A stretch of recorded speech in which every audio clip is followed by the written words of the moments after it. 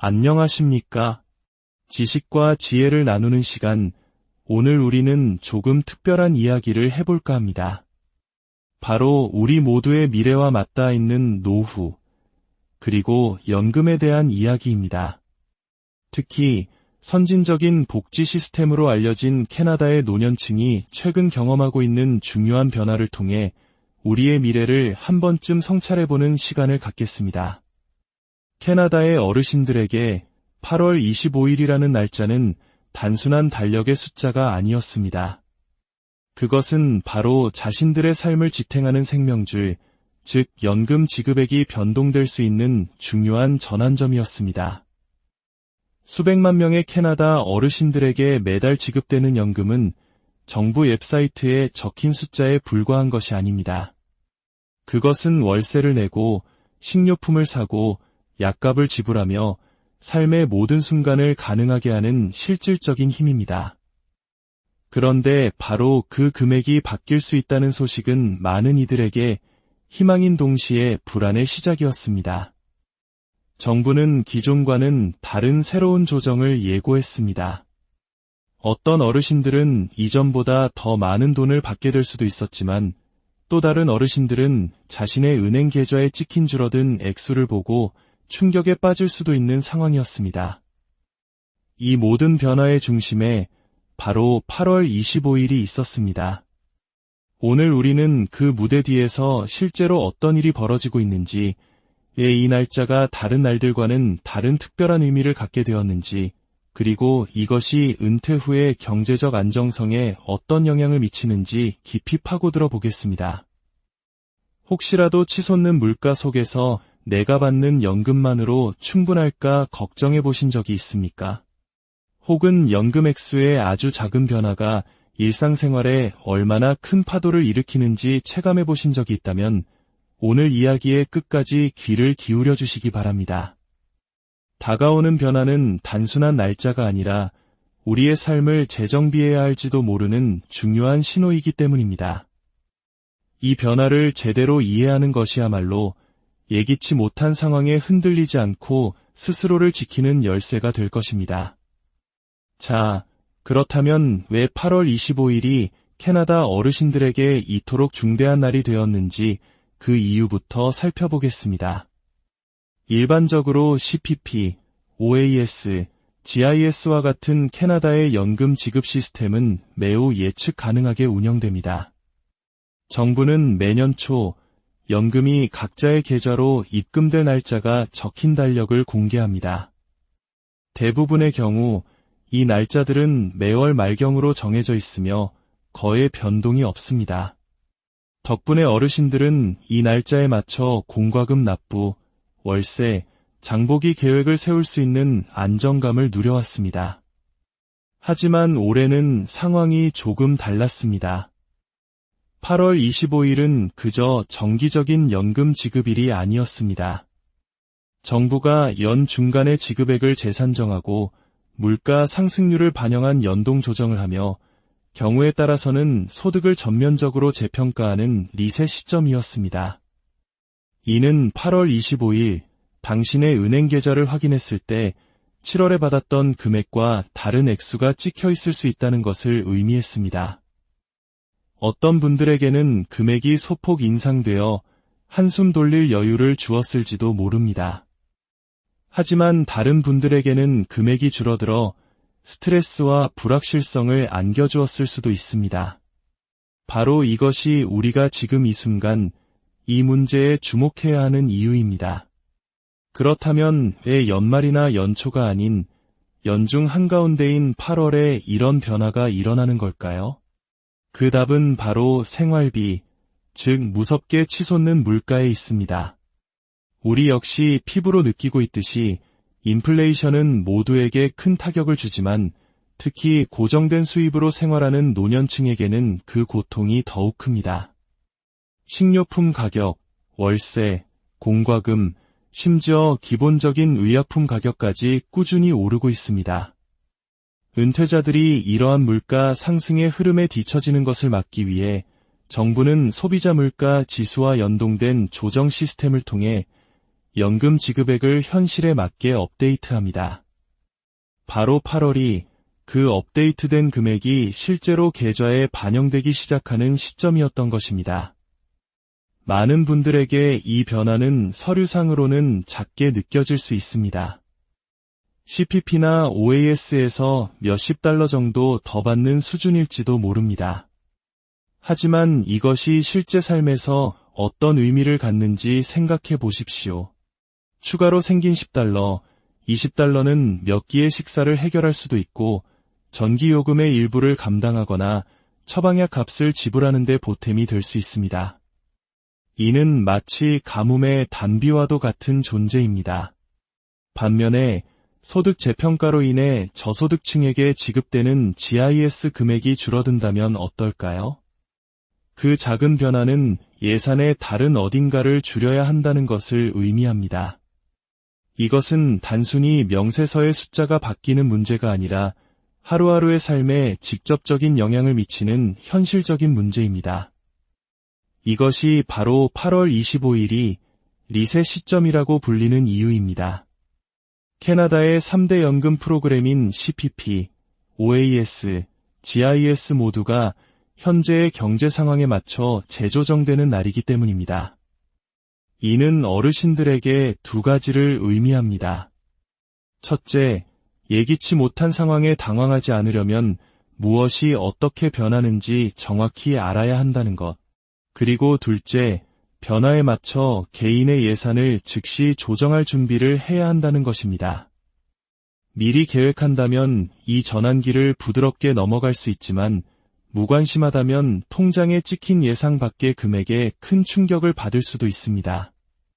이제 우리는 각 세 가지 프로그램, 즉 CPP, OAS, GIS에 대해 하나씩 자세히 살펴보며 8월 25일에 각각 어떤 변화가 일어났는지 구체적으로 설명해 드리겠습니다.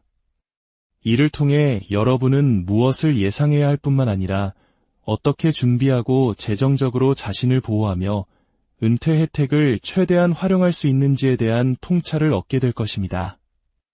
8월 25일은 단순한 연금 달력의 날짜가 아니라 남은 한 해 동안 당신이 살아갈 생활비의 규모를 재편할 수 있는 중요한 순간이기 때문입니다.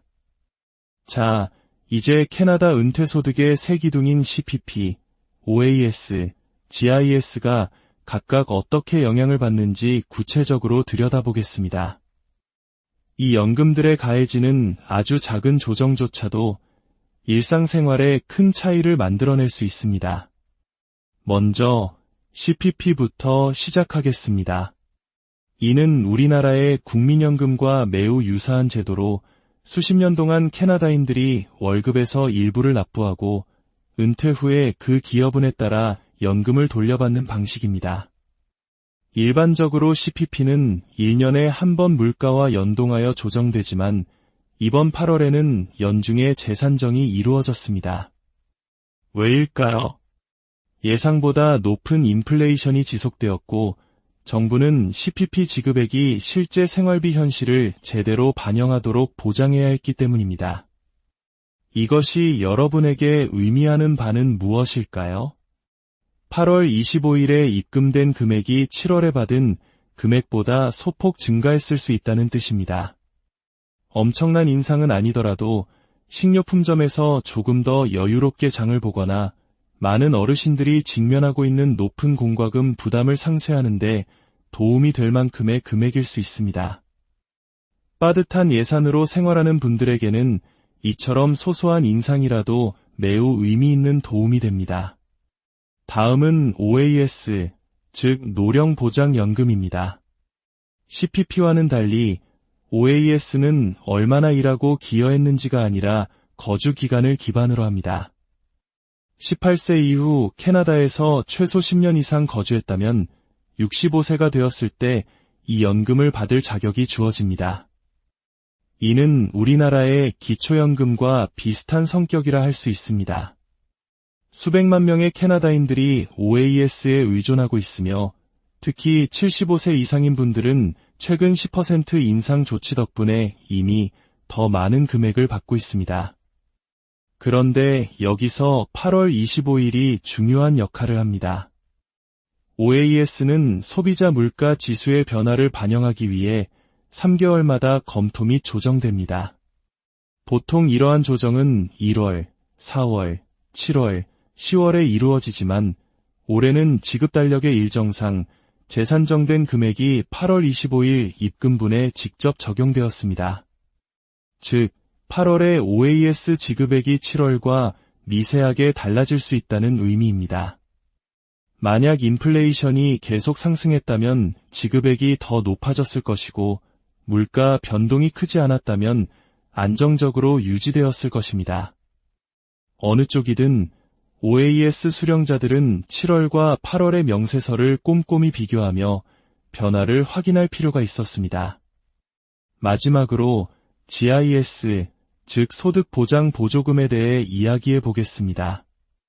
이것은 새 프로그램 중 가장 민감한 부분인데 저소득층 어르신들을 직접적으로 지원하기 때문입니다. GIS는 연간 소득이 특정 기준치 미만인 분들에게 OAS에 추가하여 지급됩니다. 매년 정부는 소득세 신고서를 검토하여 수급 자격 여부와 지급액을 재산정합니다. 바로 8월 25일이 그 새로운 GIS 금액이 효력을 발휘하는 날이었습니다. 따라서 올해 세금 신고를 제때 마쳤다면 캐나다 서비스청은 이미 업데이트된 소득 정보를 가지고 있었을 것입니다. 이는 8월의 GIS 입금액이 개인의 재정 상황에 따라 증가하거나 그대로 유지되거나 혹은 감소할 수 있다는 것을 의미합니다. 많은 어르신들에게 GIS는 월세를 낼 수 있느냐 없느냐, 충분한 식료품을 살 수 있느냐 없느냐를 가르는 중요한 차이를 만듭니다. 따라서 이 변화는 매우 중대합니다. 지급의 감소는 스트레스가 될 수 있지만 그것이 반드시 실수를 의미하는 것은 아닙니다. 이는 가장 최근의 소득 수준을 반영한 결과일 때가 많습니다. 이 세 가지 CPP, OAS, GIS를 모두 합쳤을 때 8월 25일의 총 입금액은 7월과 상당히 다르게 보일 수 있습니다. 어떤 어르신들은 총액이 늘어난 것을 보고 기분 좋게 놀라며 조금 더 숨 쉴 틈을 찾았을 수도 있습니다. 반면 GIS가 줄어든 다른 어르신들은 실망하거나 걱정에 휩싸였을지도 모릅니다. 이것이 바로 이 날짜가 단순한 월급날이 아니라 남은 한 해 동안 얼마의 돈으로 살아가야 할지를 결정하는 전환점인 이유입니다. 이러한 변화를 미리 이해하는 것은 예산을 검토하고 무언가 잘못된 것처럼 보일 때 어떤 질문을 해야 할지 아는 힘을 줍니다. 보시다시피 각 프로그램은 고유의 규칙과 조정 방식이 있지만 8월 25일이라는 단 하루에 모두 모여 우리의 은퇴 후 소득의 미래 모습을 결정하게 되는 것입니다. 그렇다면 이러한 변화에 대비하기 위해 어르신들은 실제로 무엇을 해야 할까요? 정보를 아는 것과 그것을 실천에 옮기는 것은 전혀 다른 이야기입니다. 가장 첫 번째 단계는 간단하지만 매우 중요합니다. 바로 달력에 8월 25일을 표시하는 것이었습니다. 이날은 단순한 지급일이 아니라 재산정된 금액이 적용되는 순간입니다. 날짜를 강조해 둠으로써 입금되자마자 계좌를 확인해야 한다는 것을 잊지 않을 수 있습니다. 그리고 8월 지급액을 7월 지급액과 비교해 보아야 합니다. 금액이 올랐습니까? 그대로입니까? 아니면 줄었습니까? 이 간단한 확인만으로도 자신의 현재 상황을 명확히 파악하고 무언가 이상해 보일 경우 신속하게 대응할 수 있습니다. 둘째, 예상치 못한 변화를 발견하더라도 당황하지 마십시오. CPP와 OAS의 조정은 인플레이션과 직접적으로 연관되어 있으므로 인상된 금액은 다음 검토 시점까지 자동으로 유지됩니다. 하지만 GIS의 경우 변화는 전년도 소득과 관련이 있습니다. 만약 GIS가 줄었다면 이는 CPP 인상분, 파트타임 근무 또는 투자 등으로 인해 소득이 아주 조금이라도 증가했기 때문일 수 있습니다. GIS는 소득 기반 테스트를 거치기 때문에 재정 상황의 어떤 변화든 수령에게 영향을 줄 수 있습니다. 만약 계산에 오류가 있다고 생각된다면 캐나다 서비스청에 연락하여 명확한 설명을 요청해야 합니다. 그들은 당신의 파일 세부 정보를 검토하고 지급액이 어떻게 계산되었는지 설명해 줄 수 있습니다. 셋째, 이 기회를 빌어 가계부를 다시 한번 점검하는 것입니다. 월세나 주택담보대출, 공과금, 식료품, 교통비, 약값과 같은 필수 지출 항목을 살펴보십시오. 그런 다음 8월에 재산정된 새로운 수입과 비교해 보십시오. 만약 지출이 수입보다 많다면 몇 가지 조정을 해야 할 필요가 있습니다. 이는 불필요한 지출을 줄이거나 노인 할인을 찾아보거나 지역 사회 지원 프로그램을 활용하는 것을 의미할 수 있습니다. 많은 지역 노인센터, 교회, 비영리 단체에서는 식사 프로그램, 공과금 지원 또는 노년층을 위한 맞춤형 상담 서비스를 제공합니다. 도움을 요청하는 것은 약점이 아니라 한 푼이라도 아끼고 재정적 안녕을 지키는 현명한 방법입니다. 마지막으로 아는 것이 힘이라는 사실을 기억하십시오. 너무나 많은 어르신들이 이러한 변화가 다가오고 있다는 사실조차 몰랐기 때문에 속수무책으로 당합니다. 정보를 꾸준히 접하고 중요한 날짜를 기억하며 이 프로그램들이 어떻게 작동하는지 이해함으로써 당신은 이미 남들보다 한 발 앞서 나가는 것입니다. 그리고 만약 주변에 CPP, OAS 또는 GIS에 의존하는 다른 어르신들, 이웃이나 가족이 있다면 이 정보를 공유해 주십시오. 당신의 따뜻한 정보 공유 하나가 다른 누군가를 혼란이나 재정적 스트레스로부터 구해줄 수 있습니다. 저희 채널의 구독과 좋아요를 통해 이러한 유익한 정보가 더 널리 퍼져나갈 수 있도록 힘을 보태주시는 것 또한 이웃에게 축복을 나누는 아름다운 실천이 될 것입니다. 여러분의 작은 관심이 모여 저희가 더 가치 있는 콘텐츠를 만드는 데 큰 원동력이 됩니다. 결론적으로 8월 25일의 연금 재산정은 누군가에게서 무언가를 빼앗기 위함이 아닙니다. 그것은 지급액을 물가 상승과 소득 수준에 맞추려는 노력의 일환입니다. 하지만 현실은 이러한 조정에도 불구하고 많은 어르신들이 받는 혜택이 치솟는 비용을 완전히 따라잡지 못한다고 느낀다는 것입니다. 그렇기 때문에 계획, 인식, 그리고 공동체의 지원이 매우 중요합니다. 무엇을 예상해야 할지 알 때 더 나은 결정을 내리고 예기치 못한 상황에 휘둘리지 않을 수 있습니다.